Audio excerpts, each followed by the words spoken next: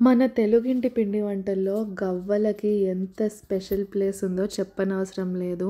పాకం గవ్వలు, కారం గవ్వలు 2 చేస్తున్నాము. ప్రాసెస్ తెలుసుకోబోయే ముందు ఈ ఛానల్‌ని సబ్స్క్రైబ్ చేసుకోవడం మర్చిపోకండి. ఫస్ట్ పాన్ తీసుకొని లైట్‌గా ఒక 2, 3 స్పూన్స్ ఆయిల్ వేసుకొని వేడి చేస్తాము. ఎక్కువ వేడి కాకుండా వామ్ అయ్యేలాగా వేడి చేస్తాము. పిండి కలుపుకోవడానికి అండ్ నానబెట్టిన తర్వాత కూడా స్మూత్ టెక్స్చర్‌కి బాగా హెల్ప్ అవుతుంది.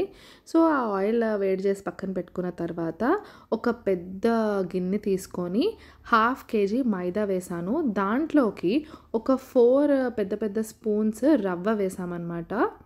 అందులో ఒక 2 గుప్పెళ్ళు నువ్వులు, ఒక 1 స్పూన్ వామేసామన్నమాట.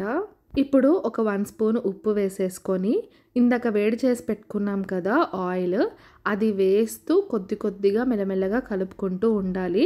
వేడిగా ఉంటే ఆయిల్‌ని కొంచెం పక్కన పెట్టేసేయండి. ఆయిల్ వేసేసి కొంచెం చల్లారిన తర్వాత పిండిని కప్పేస్తూ మెల్లగా కొంచెం కొంచెం వాటర్ పోసుకుంటూ కలపాలి.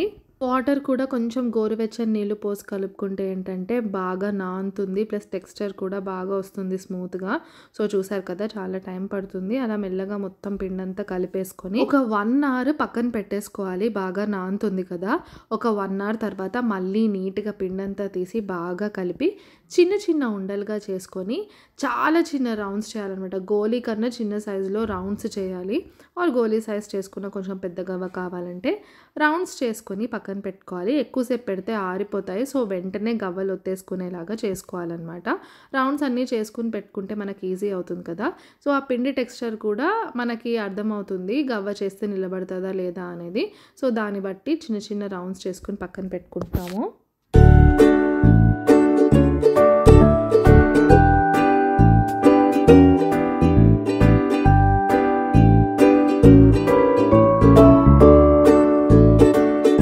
సో, చూసారు కదా ఇలా గవ్వలు తీసుకుని చెక్క తీసుకుని దానికి లైట్‌గా ఆయిల్ అప్లై చేస్తే ఈజీగా స్మూత్ మూవ్‌మెంట్ ఉంటుంది. అలా జస్ట్ రోల్ చేసేయడం అంతే. బాగా ప్రాక్టీస్ ఉన్న వాళ్ళకి ఇంకా ఈజీగా వస్తుందన్నమాట. సో, గవ్వ ఏంటంటే కంప్లీట్‌గా ఇలాగ షెల్‌లాగా మూసుకునేలాగా ఉంటే కాల్చేటప్పుడు అంటే డీప్ ఫ్రై చేసేటప్పుడు అవి కొంచెం తెరుచుకుంటాయి కదా! గవ్వ షేప్‌లో వస్తాయి. సో, ఇలాగా ఫాస్ట్‌గా గవ్వలు చేసేసుకొని రెడీ పెట్టేసుకున్నామండి.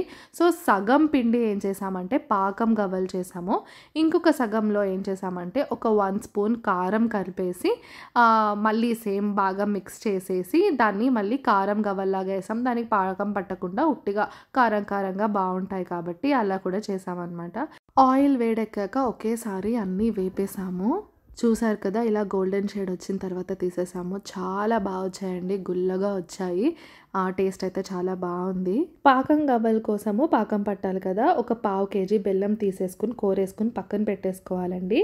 తర్వాత పాకం బాగా గట్టిగా పట్టాలండి. సో, మధ్య మధ్యలో చెక్ చేసుకుంటూ ఉండాలి. సో, ఉండ అవుతుందా లేదా అని చూసారు కదా వాటర్ వేసుకుని దాంట్లో వేసుకుని ఉండ ఫామ్ అవుతుందా లేదా అనేది చూసుకుంటూ ఉండాలి.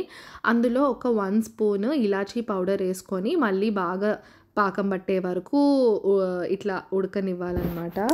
ఇంకా వన్స్ పాకం పట్టేసిన తర్వాత మళ్ళీ గవ్వలన్నీ తీసుకెళ్ళి ఆ పాకంలో వేసేసి లేకపోతే పాకాన్నే గవ్వలున్న దాంట్లో వేసేసి బాగా తిప్పేసి ఒక్క 15-20 మినిట్స్ ఆరనివ్వాలి. అప్పుడు పొడి పొడిగా విడివిడిగా బాగా వస్తాయన్నమాట గవ్వలనేవి. పాకం ముదురు పాకం కాకుండా లేత పాకం పెడితే ఏమవుతుందంటే పైన షుగర్ లాగా వచ్చేస్తుంది. అతుక్కుపోతాయి. సో, బాగా ముదర పాకం పట్టేంత వరకు బాగా బెల్లాన్ని కాగనిచ్చి అప్పుడు కలిపితే చాలా బాగుంటుందన్నమాట. టేస్ట్ అయితే అద్దిరిపోయాయి. సో, ఈ వీడియో మీకు నచ్చినట్టయితే వీడియోని లైక్ చేయండి, షేర్ చేయండి. ఇంకా మన ఛానల్‌కి సబ్స్క్రైబ్ చేసుకోవడం మర్చిపోకండి. Thank you for watching.